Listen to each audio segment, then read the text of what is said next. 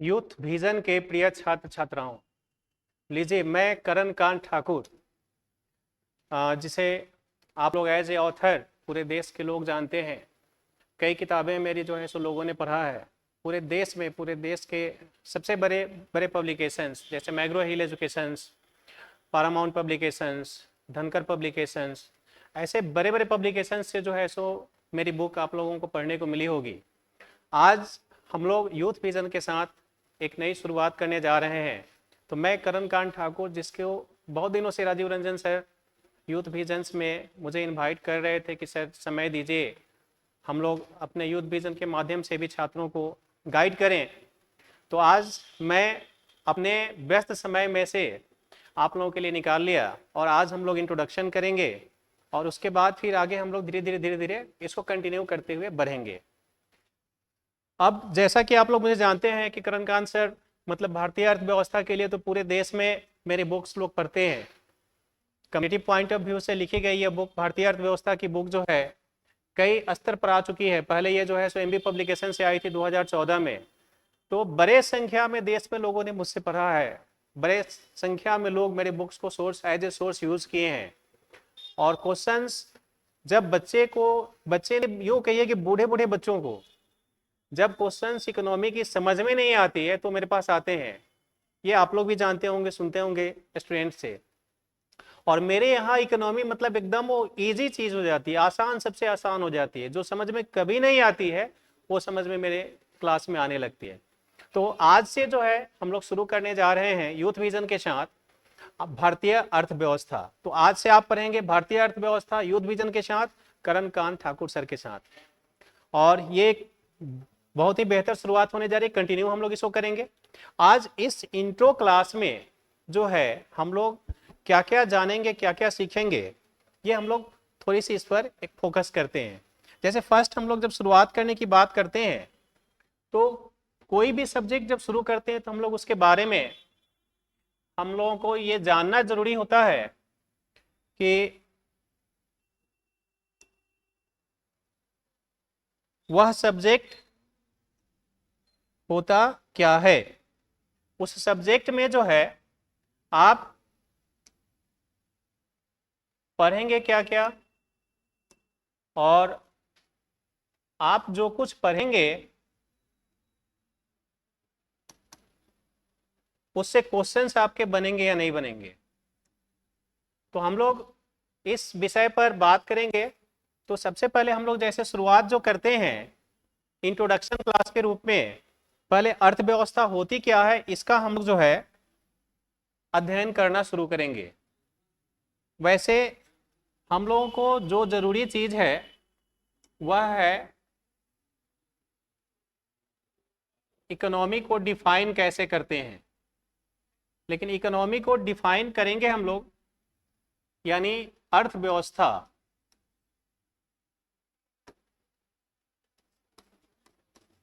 Economy यानी कि हम लोग बात करने जा रहे हैं अर्थव्यवस्था की। अर्थव्यवस्था, सबसे पहले प्रश्न उठता है कि अर्थव्यवस्था होती क्या है। जो हम लोग अर्थव्यवस्था की बात करते हैं, इस अर्थव्यवस्था में हमको पढ़ना क्या होता है।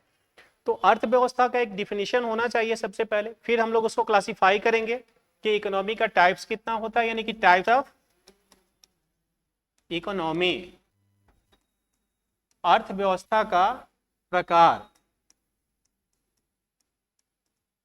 अर्थव्यवस्था का प्रकार। और जब अर्थव्यवस्था का प्रकार हम लोग पढ़ने जाएंगे तो इसमें हम लोग इसको कई स्तर पे हम लोग इसको प्रकार, इसके टाइप्स को, इसके प्रकार को हम लोग पढ़ेंगे, इसको स्टडी करेंगे और यहाँ हम लोग क्लास में डिस्कस करेंगे। फिर हम लोग देखेंगे कि ये जो डिफाइन हम लोग कर रहे हैं, अर्थव्यवस्था का जो डिफिनेशन हम लोग दे रहे हैं, इसकी परिभाषा के साथ और इसके टाइप्स जो हम लोग चर्चा करने जा रहे हैं, इस टाइप्स के साथ हमारे कितने क्वेश्चंस बनते हैं। तो फिर इनसे रिलेटेड क्वेश्चंस को हम लोग डील कर लेंगे यहीं पर, जो हमारे पिछले एग्जाम्स में पूछे गए हैं। तो इस वीडियो में हम लोग तीन चीजों को फोकस करेंगे। पहला डिफिनेशन ऑफ इकोनॉमी, फिर हम लोग टाइप्स ऑफ इकोनॉमी। तो टाइप्स ऑफ इकोनॉमी का हम लोग फर्स्ट फेज जो है हम लोग आज पढ़ेंगे और तब इससे रिलेटेड क्वेश्चंस को हम लोग क्लियर करेंगे। फिर हम लोग अगले जो हम लोग क्लास में जाएंगे तो अगले क्लास में हम लोग फिर टाइप्स ऑफ इकोनॉमी का सेकेंड फेज हम लोग पढ़ेंगे। फर्स्ट फेज में क्या क्या पढ़ेंगे, जैसे आप सोशलिज्म इकोनॉमी, समाजवादी अर्थव्यवस्था पढ़े होंगे, या आप सुनते होंगे, चर्चा करते होंगे पूंजीवादी अर्थव्यवस्था होती है, फिर मिश्रित अर्थव्यवस्था, भारत के बारे में लोग कहते हैं मिश्रित अर्थव्यवस्था होती है, ये तीनों चीज क्या होती है। फिर अगले पार्ट जो हम लोग पढ़ेंगे तो अगले पार्ट में हम लोग देखेंगे कि भारत के संदर्भ में या पूरे विश्व के संदर्भ में चर्चा की जाती है कि एक विकसित अर्थव्यवस्था होती है, एक विकासशील अर्थव्यवस्था होती है, डेवलप्ड इकोनॉमी और डेवलपिंग इकोनॉमी। तो हम लोग अगले क्लास में डेवलप्ड इकोनॉमी और डेवलपिंग इकोनॉमी के बारे में चर्चा करेंगे। तो यहाँ पहले हम लोग जो अभी क्लियर करने जा रहे हैं, तो अभी हम लोग क्लियर करेंगे कि हमारा इकोनॉमी क्या होता है, अर्थ व्यवस्था क्या है, या अर्थव्यवस्था किसे कहते हैं, व्हाट इज इकोनॉमी। अब व्हाट इज इकोनॉमी जैसे हमारे पास आता है तो यहाँ दो टर्म हम लोग, दो वर्ड से मिलकर इकोनॉमी का निर्माण होता है, एक अर्थ और दूसरी व्यवस्था। तो हम लोग जैसे ही इकोनॉमी की डिफिनेशंस करना चाहते हैं तो हम लोगों को जो है इन दो टर्मों को डिफाइन करना पड़ता है, अर्थ और व्यवस्था। तो अर्थ से मतलब क्या है, कैसी अर्थ की व्यवस्था की बात की जा रही है। अब देखिए अर्थ से यहाँ हम लोग जो डिफाइन करेंगे तो इसका एक वर्ड यहाँ यूज होता है इकोनॉमी में, आर्थिक क्रियाएं। आर्थिक क्रियाएं को इंग्लिश में हम लोग कहते हैं इकोनॉमिक एक्टिविटीज। अब ये आर्थिक क्रियाएं होती क्या हैं, आपके पास प्रश्न उठता है कि ये आर्थिक क्रियाएं होती क्या हैं। क्योंकि हमने कहा अर्थ से संदर्भ हमारा जो है आर्थिक क्रियाओं का है। अब ये आर्थिक क्रिया को हम लोग कैसे लेंगे, कैसे समझेंगे कि आर्थिक क्रिया में क्या क्या होता है। क्वेश्चन भी पूछता है कि निम्न में से कौन सी आर्थिक क्रियाएं हैं, which of the followings are economic activities. तो आपको वो चीज पिक आउट करना होता है। तो इकोनॉमिक एक्टिविटीज हम लोग कैसे जानेंगे, जैसे इकोनॉमिक एक्टिविटीज आर्थिक क्रिया का पहचान क्या होता है, वैसी क्रियाएं जिनको अर्थ के उपार्जन के लिए की जाती है। अर्थ का उपार्जन मतलब पैसा कमाने के लिए की जाती है। वो सारी क्रियाएं जिससे धन का उपार्जन होता है, अर्थ यानी धन, धन का उपार्जन होता है, पैसा कमाने के लिए किया जाता है, उन सभी क्रियाओं को हम लोग कहते हैं आर्थिक क्रियाएं। अब इसमें कौन कौन सी क्रियाएं हमारे आर्थिक क्रिया के अंतर्गत सम्मिलित किए जाते हैं। तो ऐसे जैसे हम लोग इसमें आते हैं तो सबसे पहले मनुष्य की पहली रिक्वायरमेंट जो होती है वो उपभोग करना चाहता है। उपभोग मीन्स इंग्लिश में इसके लिए हम लोग वर्ड यूज करते हैं कंजम्पशन। उपभोग, मनुष्य उपभोग करना चाहता है, वो हर चीज का उपभोग करना चाहता है। उपभोग जिसके लिए इंग्लिश में वर्ड यूज होता है कंजम्पशन। और कंजम्पशन जो वर्ड हमारी यूज होती है, तो कंजम्पशन में होता क्या है। मान लीजिए हम लोग किसान अगर हैं तो किसान को भी कपड़े की जरूरत होती है, और कपड़े जो उसकी जरूरत कपड़े की होती है, तो ये कपड़े की जरूरत, आप स्टूडेंट हैं आपको भी कपड़े की जरूरत है, हर मनुष्य को, व्यवसायी है उसको भी कपड़े की जरूरत है, बड़े से बड़े दुनिया के महाराजा हैं, राजा हैं, सबको कपड़े की जरूरत है। अब कपड़े से हम लोग आर्थिक क्रिया को समझते हैं। जैसे ही हमको उपभोग की जरूरत हुई, मतलब वस्तु की जरूरत हुई, किसी भी वस्तु की, कपड़ा हो, पेन हो, बस हो, ट्रक हो, गाड़ी हो, या किताब हो, कॉपी हो, भोजन हो, कोई भी चीज हो, जैसे ही उसकी आपको आवश्यकता महसूस होती है तो उसको खरीदने के लिए आपको जाना पड़ता है कहीं दूसरी जगह। और वो कहाँ जाएंगे आप, तो उसको खरीदने के लिए आप जाते हैं बाजार में। और बाजार में जब आप जाते हैं तो वहां क्या होता है, विनिमय होता है। विनिमय कहाँ होता है, बाजार में। अब आपको पहले चाहिए पैसा, इसको खरीदने के लिए जो है रुपया चाहिए, और ये रुपया लेकर आप बाजार में जाते हैं तो बाजार वाला आपको क्या देता है, बाजार में जो शॉप्स हैं, दुकान है, वहां से आपको मिलता है पैसा। और ये जो पैसा वहां लेकर आप जाते हैं पैसा, और आप वहां से बदले में लेकर के आते हैं अपनी आवश्यकता की वस्तु, यानी कि कपड़ा लेकर के आते हैं। तो आप देते हैं ले जा करके रुपया, और बदले में आप लेकर के आते हैं कपड़ा।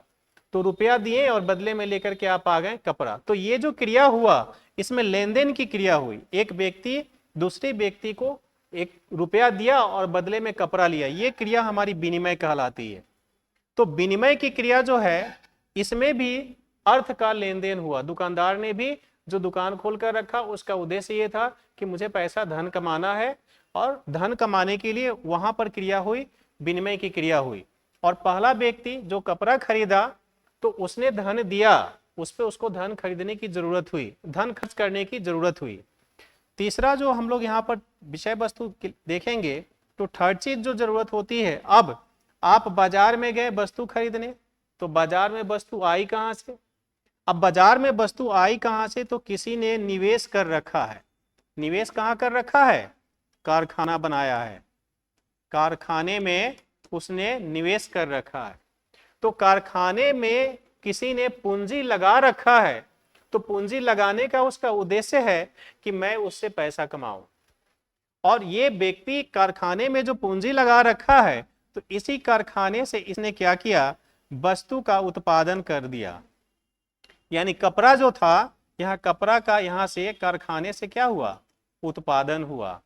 अब ये वस्तु कारखाने से उत्पादन हुआ और उत्पादन के बाद यहाँ से बाजार में गया और बाजार से फिर ये उपभोक्ता के पास गया। अब देखिए इन सभी चीजों के बीच में एक ही बातें हुई, धन का उपार्जन।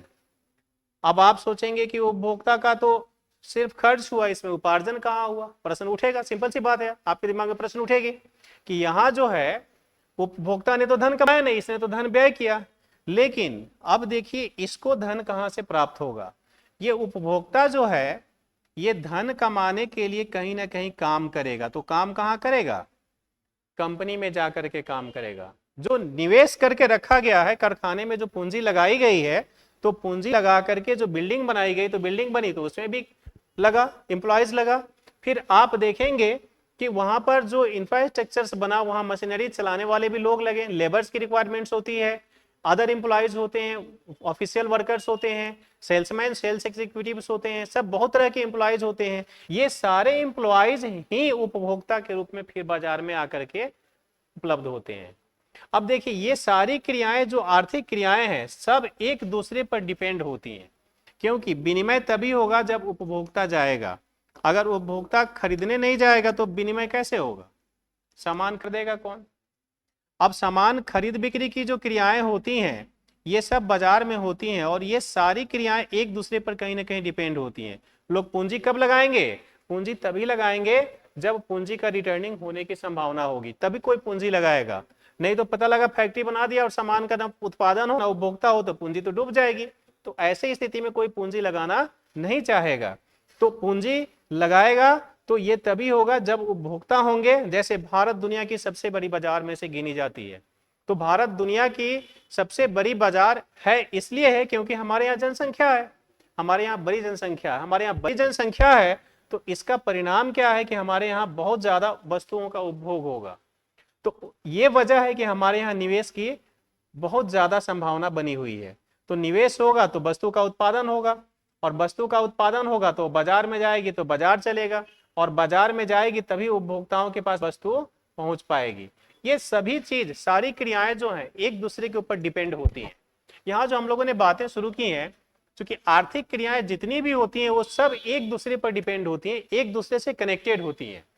इनमें से कोई भी एक क्रिया को बंद कर देंगे तो बाकी क्रियाएं स्वतः अपने आप बंद हो जाती हैं। तो हमने जो ये आर्थिक क्रियाओं पर इतनी चर्चा की, इसका पर्पस सिर्फ एक है कि ये सभी आर्थिक क्रियाएं जितनी भी हो रही हैं, इन सभी आर्थिक क्रियाओं में संतुलन की व्यवस्था बनाकर रखने की जिम्मेदारी होती है। क्योंकि अगर इनमें संतुलन नहीं बनाकर रखा जाएगा तो वस्तु महंगी हो जाएगी, या वस्तु का उत्पादन प्रभावित हो जाएगा, या बहुत सारे ऐसे असंतुलन पैदा हो जाएंगे जिसके कारण पूरी हमारी अर्थव्यवस्था जो है, अर्थ की व्यवस्था है, ये खराब हो जाएगी। अब इसमें संतुलन बनाकर रखने का कार्य कौन करता है, प्रश्न उठता है। तो इसमें संतुलन बनाकर रखने का जो कार्य किया जाता है, यह कार्य किया जाता है सरकार के द्वारा। और सरकार के द्वारा जो ये संतुलन बनाकर रखने की क्रिया का होती है, इसी को कहा जाता है, इंग्लिश में एक वर्ड होता है गवर्नेंस। गवर्नेंस यानी कि संतुलन, सरकार के द्वारा विभिन्न प्रकार की आर्थिक क्रियाओं के बीच संतुलन बनाकर रखने की क्रिया। एक सिंपल वर्ड इसके लिए हम लोग वर्ड यूज कर देते हैं गवर्नेंस, सरकार के शासन चलाने की एक पद्धति, ये हमारी गवर्नेंस कहलाती है। अब देखिए यही जो डिफिनीशंस हम लोग यहाँ पर अब चर्चा करने जा रहे हैं, अर्थव्यवस्था का डिफिनीशन, कि किसी भी देश की अर्थव्यवस्था उस देश में होने वाली सभी प्रकार की आर्थिक क्रियाओं में संतुलन बनाकर रखने की क्रिया होती है। नोट कर लेंगे आप कि अर्थव्यवस्था होती क्या है तो किसी भी देश में होने वाले विभिन्न प्रकार के आर्थिक क्रियाओं में संतुलन बनाकर रखने की क्रिया उस देश की अर्थव्यवस्था कहलाती है। आगे हम लोग बढ़ते हैं, इसको हम लोग अब नेक्स्ट की तरफ जाते हैं। अर्थव्यवस्था को हम लोग वर्गीकरण करेंगे कैसे, तो हम लोग इसको दो तरह से, दो पार्ट में वर्गीकरण करते हैं। अर्थव्यवस्था का वर्गीकरण जो है ये हम लोग दो पार्ट में करते हैं। एक जो इसका पार्ट होता है, सबसे महत्वपूर्ण पार्ट होता है, जिसको हम लोग कहते हैं नियंत्रण के आधार पर वर्गीकरण करते हैं, on the basis of control. नियंत्रण के आधार पर अर्थव्यवस्था का वर्गीकरण। नियंत्रण के आधार पर अर्थव्यवस्था का जब वर्गीकरण हम लोग करना शुरू करते हैं तो हमारी अर्थव्यवस्था जो है तीन भागों में विभाजित होती है। पहली जो इसकी भाग होती है उसको कहा जाता है समाजवादी अर्थव्यवस्था, इंग्लिश में इसको कहते हैं सोशलिज्म इकोनॉमी, समाजवादी अर्थव्यवस्था। दूसरी इसकी में जो वर्ग होती है, इसका क्लासिफिकेशन सेकेंड जो होता है, ये फर्स्ट हो गया, और सेकेंड हम लोग जो होता है इसको कहते हैं पूंजीवादी अर्थव्यवस्था, इंग्लिश में इसको कहते हैं कैपिटलिज्म इकोनॉमी। और तीसरी जो इसकी पार्ट होती है जिसके लिए वर्ड यूज किया जाता है मिश्रित अर्थव्यवस्था, मिश्रित अर्थव्यवस्था यानी मिक्स्ड इकोनॉमी। अब देखिए तीनों के बारे में हम लोग थोड़ा सा इसको समझेंगे। जैसे पहली जो हमारी बात हम लोगों ने किया समाजवादी अर्थव्यवस्था का, यह सबसे पुरानी अर्थव्यवस्था नहीं है। पूरे वर्ल्ड की जो सबसे पुरानी अर्थव्यवस्था डेवलप हुई थी वह हुई थी पूंजीवादी अर्थव्यवस्था।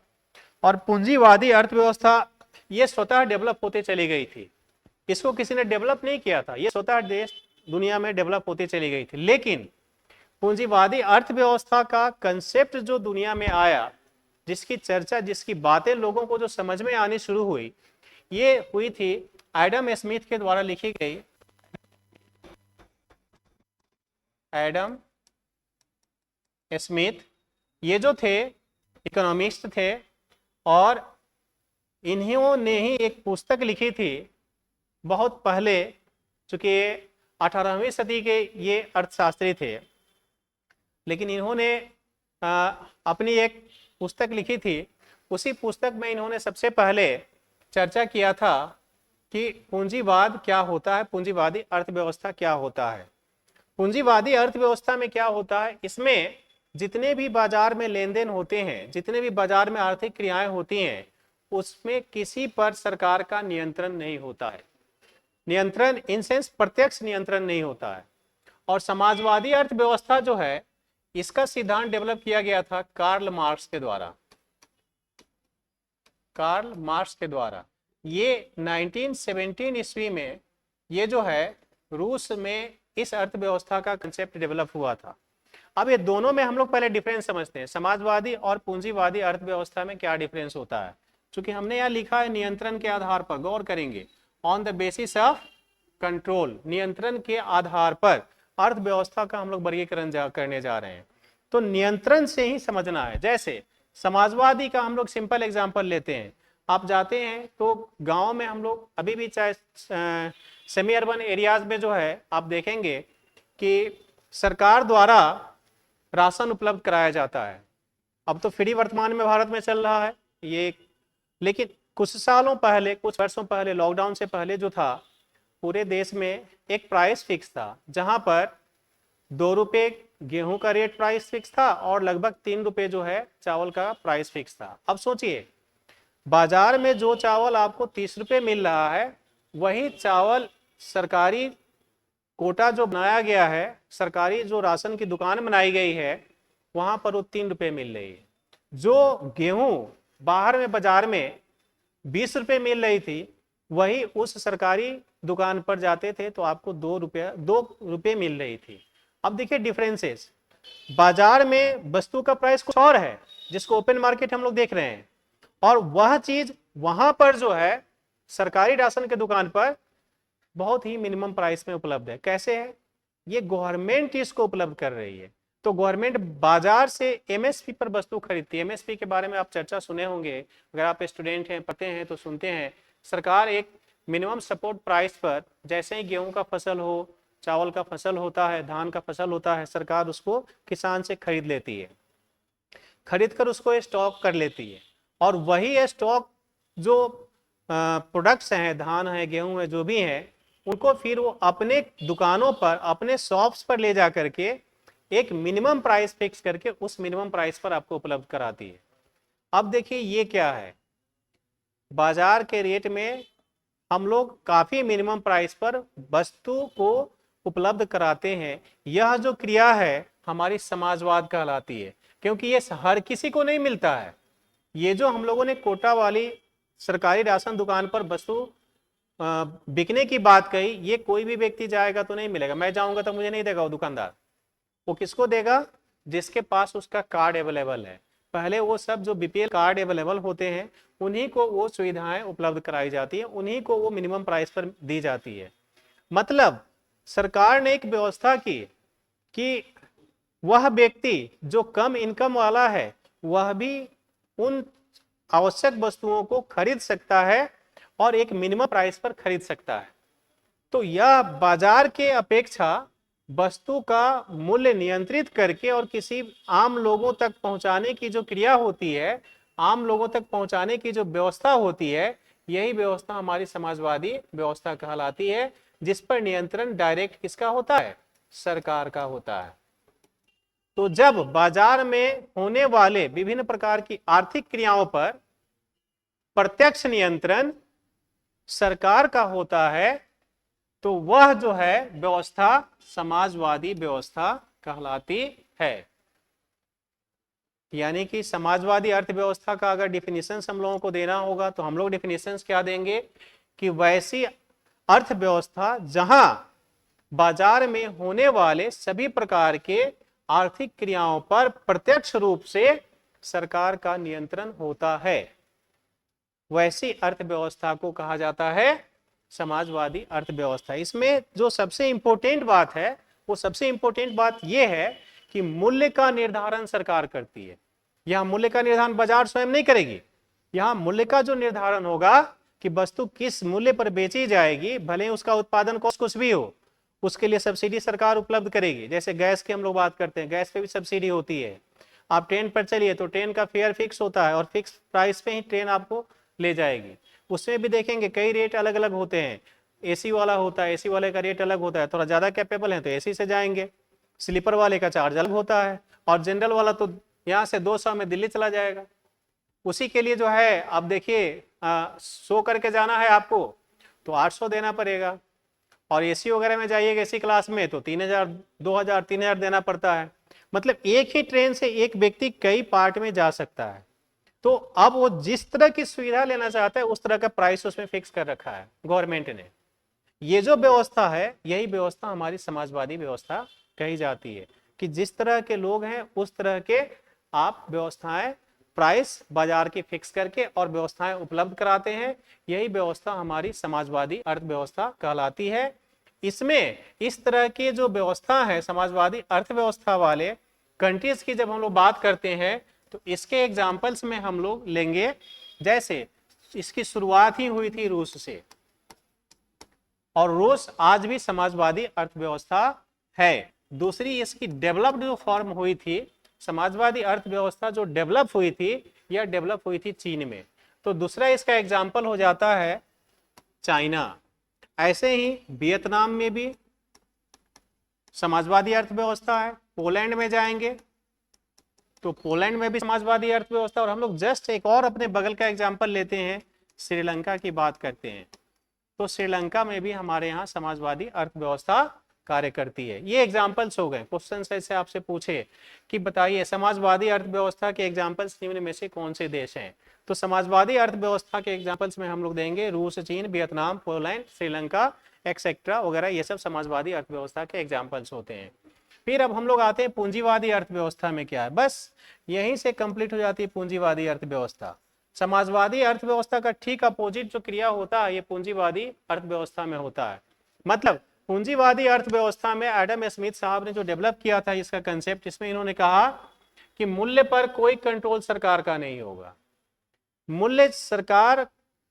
मूल्य से सरकार का कोई लेना देना नहीं है। बाजार में जिस तरह से डिमांड होगी और जिस तरह से सप्लाई होगी वस्तु की, मतलब जैसे मांग होगा किसी भी वस्तु का और जिस तरह से सप्लाई होगी, बाजार अपना मूल्य खुद तय कर लेगा। मतलब सरकार को उससे कोई लेना देना नहीं। अगर प्याज कम उपलब्ध है, प्याज की मात्रा घट गई तो प्याज 200 रुपए बेचो, कोई दिक्कत नहीं है, सरकार को उससे कोई मतलब नहीं है। प्याज ज्यादा उपलब्ध है तो तुम प्याज 5 रुपए बेचो, उससे गवर्नमेंट को कोई लेना देना नहीं है। कोई जिसको लॉस हो रहा है वो अपना लॉस समझे, प्रॉफिट ज्यादा हो रही है तो प्रॉफिट का फायदा वो उठाते हैं। तो ऐसी व्यवस्था जो होती है ये हमारी पूंजीवादी व्यवस्था कहलाती है, जहां बाजार में मूल्य का नियंत्रण सरकार के द्वारा नहीं किया जाता है, बाजार अपना मूल्य का निर्धारण स्वतः करती है। मतलब किसी भी देश में होने वाले सभी प्रकार के आर्थिक क्रियाओं सरकार के प्रत्यक्ष नियंत्रण से स्वतंत्र होते हैं। ऐसी क्रियाओं को पूंजीवादी, ऐसी अर्थव्यवस्था को पूंजीवादी अर्थव्यवस्था कहा जाता है। और अब तीसरी जो है, हम लोग मिश्रित अर्थव्यवस्था की तरफ जाएंगे, लेकिन इसके भी एग्जांपल्स में हम लोग थोड़ा सा लेते हैं। पूंजीवादी अर्थव्यवस्था में जैसे हम लोग बात करते हैं तो फ्रांस पूंजीवादी अर्थव्यवस्था है, ब्रिटेन जो है ये पूंजीवादी अर्थव्यवस्था होता है, अमेरिका भी जो है ये भी पूंजीवादी है, जापान की बात करें हम लोग ये भी पूंजीवादी अर्थव्यवस्था है। यहाँ प्राइस का कंट्रोल, इस पे यहाँ कोई भी प्राइस पर कंट्रोल गवर्नमेंट का प्रत्यक्ष रूप से नहीं होता है। ऐसी ही व्यवस्था को जो है हम लोग कहते हैं पूंजीवादी अर्थव्यवस्था। अब हम लोग आते हैं अपने इंडिया में। हमारी भारत जो है ये भारत मिश्रित अर्थव्यवस्था है। हमारे पाकिस्तान में भी जो है यहाँ भी मिश्रित अर्थव्यवस्था है। बगल में हम लोग देखेंगे बांग्लादेश की बात करते हैं, यहाँ भी जो है मिश्रित अर्थव्यवस्था है। बगल में नेपाल की बात करते हैं, यहाँ पहले समाजवादी था, अब यहाँ भी पूंजीवादी अर्थव्यवस्था है, सॉरी मिश्रित अर्थव्यवस्था है। अब ये मिश्रित अर्थव्यवस्था की जो हम लोग बात कर रहे हैं इसमें क्या होगा, तो मिश्रित अर्थव्यवस्था में मतलब समाजवाद और पूंजीवाद दोनों को मिला दीजिए, 1 नंबर और प्लस 2 नंबर, दोनों को मिलाकर के जो व्यवस्था डेवलप की गई है यही व्यवस्था हमारी जो है, ये व्यवस्था हमारी कहलाती है मिश्रित अर्थव्यवस्था। मतलब हमारे यहाँ आप जाइए तो कई सेक्शन ऐसे हैं जहाँ फ्री बिक रही है, जिस पर कोई सरकार का कंट्रोल, प्याज से सरकार का कोई लेना देना नहीं। प्याज आप खाते हैं, आप समझिएगा, सरकार कहती है कि हम ना प्याज खाते हैं ना हमको उससे मतलब है, प्राइस बढ़ रहा है तो बढ़ने दीजिए, आप भी मत खाइए। लेकिन गेहूं पर कंट्रोल करती है सरकार, आप चावल पर कंट्रोल करते हैं क्योंकि वो अति आवश्यक वस्तु में से आता है, उसके बगैर आपकी जीवन नहीं चल सकती है, तो उस पर कंट्रोल करके रखा है। सरकारी संस्थान, यहाँ हमारे यहाँ सरकारी संस्थान भी है और निजी संस्थान भी है, दोनों ही तरह की व्यवस्थाएं डेवलप है। तो सरकारी जितने भी सरकारी संस्थान है, सरकारी अस्पताल है, सरकारी स्कूल है, सरकारी कॉलेज है, इन सबों पर देखेंगे कि सरकार कंट्रोल करके रखी हुई है, बहुत ही मिनिमम चार्जेज आपसे ली जाती है। जबकि वही निजी अस्पताल है, निजी स्कूल है, निजी कॉलेजेस हैं, उस पर सरकार का कोई कंट्रोल नहीं होता है। सरकारी बसेस चलते हैं तो देखिए उस पर सरकार का कंट्रोल होता है, प्राइस सरकार गवर्नमेंट तय करती है, ट्रेन का फेयर जो है सो गवर्नमेंट डिटरमाइन करती है, एरोप्लेन का के फेयर से सरकार का कोई लेना देना नहीं है, जितना बढ़ाना है बढ़ाओ, जितना कम करना है करो। अब ये दोनों मिश्रित व्यवस्था हमारे यहाँ भारत में देखी जाती है, यही व्यवस्था हमारे बगल के दोनों सब देशों में देखी जाती है, यही व्यवस्था हमारी मिश्रित अर्थव्यवस्था कहती है। यानी वैसे देश वैसे अर्थव्यवस्था जहां विभिन्न प्रकार की आर्थिक क्रियाएं गवर्नमेंट अपने नियंत्रण में भी रखती है और स्वतंत्र भी अपने नियंत्रण से रखती है। ऐसी अर्थव्यवस्था को कहा जाता है मिश्रित अर्थव्यवस्था। ये तीन हम लोगों ने जो बातें तीन जो पढ़ा, और यह पूछता फिर यहाँ आपको क्वेश्चन ध्यान में आ रहा हो कि अच्छा वो दोनों बताएं तो इसका सर क्यों नहीं बताएं कि इसको कौन डेवलप किया था। तो यहाँ भी हम बता दें कि ये जो मिश्रित अर्थव्यवस्था है इसका कंसेप्ट डेवलप किया गया था लॉर्ड कीन्स के द्वारा। यानी लॉर्ड कीन्स ने जो है लॉर्ड कीन्स ने जो है मिश्रित अर्थव्यवस्था के कंसेप्ट को डेवलप किया था। ये ब्रिटेन के थे और इन्होंने मिश्रित अर्थव्यवस्था का कंसेप्ट डेवलप किया था।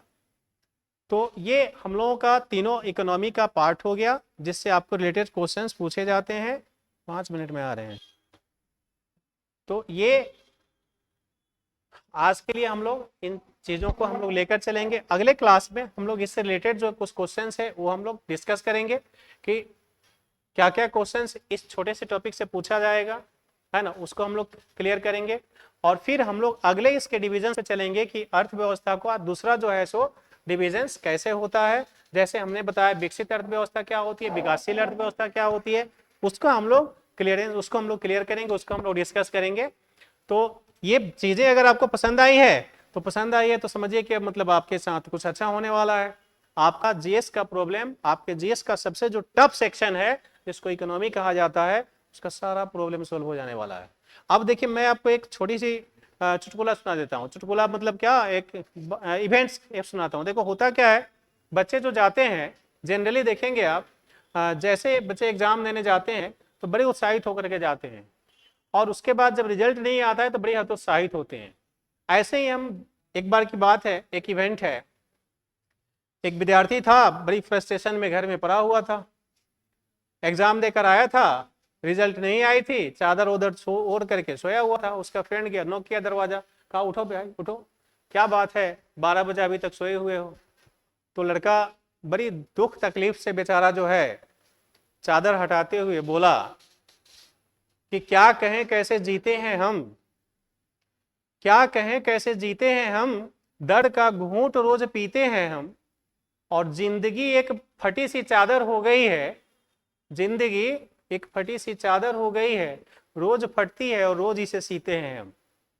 रोज बेचारा एग्जाम देने जाता है और हमेशा एग्जाम्स में फेल्योर हो जाता है। तो इसका सिर्फ एक ही वजह होता है, आप सभी अगर इन चीज़ों को किसी भी व्यक्ति से, अच्छे स्टूडेंट्स, अच्छे टीचर से पूछेंगे तो एक ही बात बताएंगे कि आपका रिजल्ट सिर्फ एक ही वजह से असफल होने के लिए बाध्य कर देता है कि आपने तैयारी पूरी तरह से नहीं की है, आपने किसी सेक्शन को कमजोर छोड़ रखा है। अगर आपका कोई भी सेक्शन कमजोर हो, मैथ का एक सेक्शन कमजोर होगा तो उसमें आपका क्वेश्चंस नहीं बनेंगे।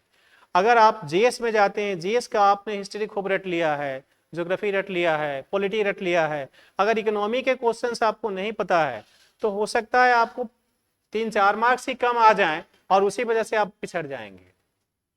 आपका रीजनिंग कमजोर होगा तो आपकी रिजल्ट नहीं होगी। इवन आपकी अगर टाइपिंग नहीं हो, अगर आप टाइपिंग का एग्जाम देना हो, या आप चाहिए दरोगा की तैयारी करने जा रहे हैं, फिजिकल में आप जो है सो फिजिकल कंप्लीट नहीं कर पा रहे हैं तो आपका रिजल्ट नहीं होगा। ये किसी की मजाल नहीं है कि आपको छू मंतर करवा देगा। तो आपके रिजल्ट के फंसने का सिर्फ एक ही वजह होता है कि कोई ना कोई सेक्शन आपका कमजोर है। और सबसे बेस्ट मैं ऑप्शन बताता हूं, अपने हर सेक्शंस को, हर क्वेश्चंस को, जो भी क्वेश्चंस कहीं से आने वाला है उन सभी क्वेश्चंस की बेहतर तैयारी कीजिए जिससे कि आपका सारा सेक्शन से स्ट्रांग हो जाए। तो आपको किसी की मजाल नहीं है कि आपके रिजल्ट को रोक देगा। तो अगर मेरी बातें अच्छी लगी तो यूथ विजन्स के साथ मैं अब जुड़ गया हूं और अपने समय को, चूंकि काफ़ी समय है, कई सारे इंस्टीट्यूशंस, बड़े बड़े इंस्टीट्यूशंस हैं और मेनली मैं अब कमीशंस के ही क्लासेस से मुझे फुर्सत नहीं हो पाती है, जिस वजह से मैं अन्य क्लासेस पे समय उतना नहीं दे पाता हूँ। लेकिन चूंकि राजीव रंजन सर ने काफ़ी दिल से इन्वाइट किया, बहुत दिनों से प्लान कर रहे थे, तो अब ये चीज़ें प्लान अब इम्प्लीमेंट कर दिए हैं हम लोग और अब रेगुलर हम लोग इन चीज़ों को कंप्लीट करेंगे। और समझ लीजिए कि अब मैं आ गया तो इकोनॉमी तो एक छू मंतर हो जाएगी। जितनी चीज़ें मैं आपको पढ़ाऊंगा, जो भी सब्जेक्ट्स पढ़ाऊंगा, वो सारी चीज़ें छू मंतर हो जाएंगी। और नहीं समझ में मेरे क्लास में आए तो फिर बड़ी मुश्किल है कि कोई एक टीचर आपको समझा पाए। तो चलिए फिर मिलते हैं हम लोग आगे अगले क्लास में, तब तक के लिए धन्यवाद।